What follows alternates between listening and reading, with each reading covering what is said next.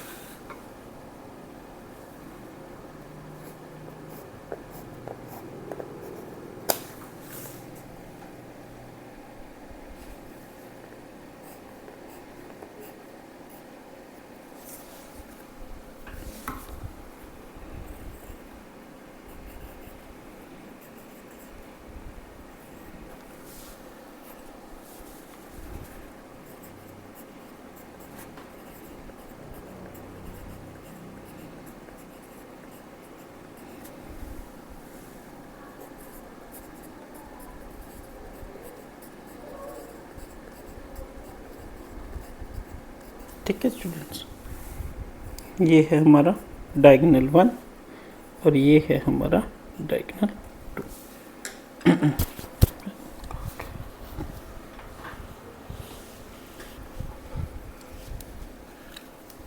ठीक है स्टूडेंट्स, हमें क्या कहा गया है कि कोई हमारा पैरेललोग्राम है, ठीक है, उसकी एडजेसेंट साइड ये है, ठीक है, और उसके डायगोनल्स फाइंड आउट करने हैं और उसके बाद इस पैरेललोग्राम का हमें एरिया फाइंड आउट करना है। सबसे पहले हम इसको कैसे करेंगे, let OACB is a parallelogram,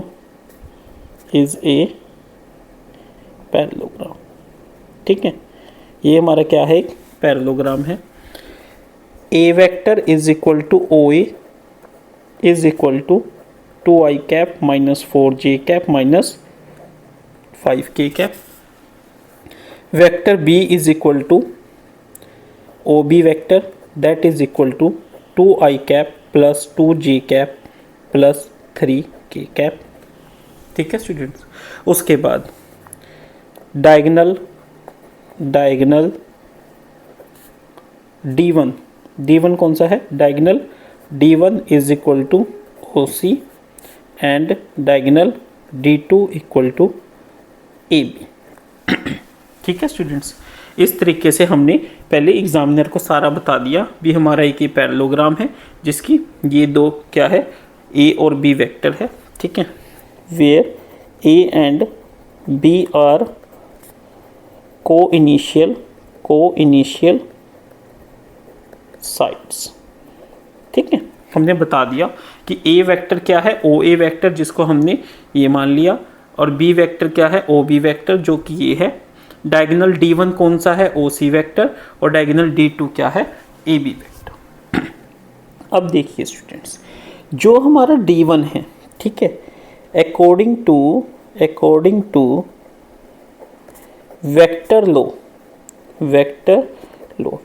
क्या कहता है कि जो हमारा OC वेक्टर है वो किसके इक्वल है, OA vector plus OB vector. ठीक है, that is D1 vector is equal to A vector plus B vector, and जो हमारा AB वेक्टर है वो किसके इक्वल है, ठीक है, OA vector minus OB vector, या फिर हम कह सकते हैं D2 vector is equal to A vector minus B vector. ठीक है स्टूडेंट्स, तो यहाँ से हमारा अब हमने क्या फाइंड आउट करना है, D1 और D2 फाइंड आउट करना है। कैसे करेंगे देखिए, D1 वेक्टर क्या हो जाएगा, A वेक्टर क्या है हमारा 2i cap minus 4j cap minus 5k cap, plus B क्या है 2i cap plus 2j cap plus 3k cap. ठीक है, तो D1 वेक्टर क्या आ जाएगा 2 plus 2 i cap plus -4 + 2 J cap plus -5 + 3 के कैप। ठीक है स्टूडेंट्स, तो D1 वेक्टर क्या आ जाएगा 4i कैप -2j कैप -2 के कैप। ठीक है, तो हमारा D1 क्या आ गया 4i कैप -2j कैप -2 के कैप। अब हमें क्या फाइंड आउट करना है D2 क्या हो जाएगा a कैप। देखिए स्टूडेंट्स, जो हमें बोर्ड में आंसर लिखना होता है ना, उसमें हमें ये सारा कुछ स्टेप्स करके दिखाना होता है। काफ़ी बच्चे करते ही नहीं है, बस सीधा लिख देंगे D1 = दिस, D2 = दिस। नहीं, बोर्ड आपसे सब कुछ मांगता है। ठीक है, प्लस -4 -2 जे कैप प्लस -5 -3 के कैप। ये कितना आ जाएगा 2 - 2 0 i कैप -4 -2 -6 जे कैप -5 -3 -8 के कैप। ठीक है स्टूडेंट्स, तो हमारे पास क्या आ गया D1 आ गया और D2 आ गया। ठीक है, अब देखिए, अब हमने क्या निकालना है, ये हमारे क्या आ गए डायगोनल्स आ गए। उसके बाद हमने क्या निकालना है एरिया ऑफ पैरेललोग्राम। ठीक है, एरिया ऑफ पैरेललोग्राम वो किसके इक्वल होता है, वो होता है हाफ ऑफ क्रॉस प्रोडक्ट किसका D1 × D2 के क्रॉस प्रोडक्ट के मैग्नीट्यूड का हाफ। ठीक है, तो अब हमारा D1 क्रॉस D2 क्या आएगा। अब देखिए स्टूडेंट्स, आपको ये स्टेप करके दिखाना है, बट मेरे पास स्पेस नहीं है, तो मैं इसको दूसरे पेपर पे आपको करके दिखाता हूँ। ठीक है,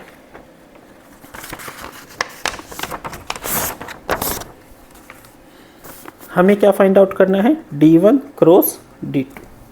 ठीक है, देखिए D1 क्या है हमारा, कैसे करते हैं cross product i cap j cap और k कैप।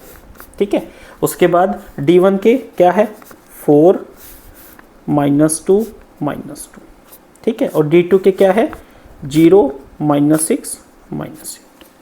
ठीक है, तो ये क्या आ जाएगा D1 क्रॉस D2। ठीक है, अब देखिए इसको कैसे करते हैं, i cap as it is, ये हटा दिया -2 -6 -2 -8। ये सारे स्टेप्स आपको करके दिखाने हैं आंसर शीट पे। -j कैप, इसको हटा दीजिए 4 0 -2 -8 प्लस k कैप, k हटा दीजिए 4 -2 0 -6। ठीक है स्टूडेंट्स, अब देखिए यहाँ से ये i कैप -2 × -6 -8 × -2 इज योर +16 -6 × -2 +12 12। ठीक है, -j cap -4 -8 × 4 -32 -0 × something 0 plus k cap into -6 × 4 -24 -0 × something 0। तो ये क्या आ गया 4i cap -32 minus plus 32 j cap -24 k cap. ठीक है, तो यहाँ से ये हमारा क्या निकल के आया D1 क्रॉस D2। ठीक है स्टूडेंट्स, अब हम इसके मैग्नीट्यूड की भी ज़रूरत पड़ेगी, तो वो भी निकाल लेते हैं। D1 क्रॉस D2 का मैग्नीट्यूड वो किसके इक्वल होगा इसका स्क्वायर प्लस j के कंपोनेंट का स्क्वायर प्लस k के कंपोनेंट का स्क्वायर का होल अंडर रूट, यही होगा। सोल्व कीजिए 16 32 का स्क्वायर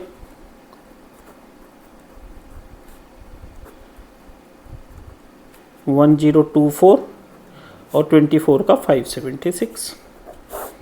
ठीक है, तो ये किसके इक्वल आ गया, देखिए 6 4 10 6 16 1 8 2 10 और 11 1 6 1616। ठीक है, अब देखिए 1616 किस पे जा रहा है 4 पे जाएगा, तो 4 × 4 पे 4 4 16 0 4 दैट इज 16 पे चला जाएगा ये 4 × 4 × 101 ऐसे लिख सकते हैं हम, दैट इज 4 × 101। ठीक है स्टूडेंट्स, तो क्या आ गया 4√101। ये सारा स्टेप्स हमें करके दिखाना है। अब हम आंसर शीट पे चलते हैं। ठीक है, तो ये आ गया, तो हमने यहाँ से क्या निकाला D1 क्रॉस D2। सबसे पहले D1 क्रॉस D2 निकाला, जो हमारा किसके इक्वल आया था, 4i cap plus 32j cap minus 24k cap. ठीक है, और उसके बाद हमने इसका मैग्नीट्यूड निकाला था, D1 बाई D2 का मैग्नीट्यूड, जो कि किसके इक्वल आया था, 4/1 के। ठीक है, तो अब हम क्या कहेंगे, therefore area of parallelogram is equal to half into magnitude of D1 cross D2। ठीक है, तो जो कि किसके इक्वल आया, 1/2 इंटू 4/101 का रूट, दैट इज 2101 का रूट। ठीक है, तो बट जब हमसे एरिया पूछा गया है तो हमारी इसमें क्या लग जाएगा, यूनिट्स स्केल। ठीक है, ये यूनिट स्केल लिखना ज़रूरी है। तो हमने इस तरीके से एरिया ऑफ पैरेललोग्राम भी बना दिया, और हमारे डायगोनल्स कौन से आए हैं, डायगोनल्स। ठीक है, डायगोनल्स हमारे कौन से हैं, D1 that is 4i cap minus 2j cap minus 2k cap, और डायगोनल सेकंड कौन सा है, D2 जो कि कितना आया था, 0i cap minus 6j cap minus 8k cap. ठीक है स्टूडेंट्स, आंसर को हमें प्रॉपर हाईलाइट करना है। अगर यहाँ पे नहीं लिखना चाहते तो इसको यहीं पे हाईलाइट भी आप कर सकते हैं। ठीक है स्टूडेंट्स, तो इस तरीके से आपने पूरा क्वेश्चन करना है।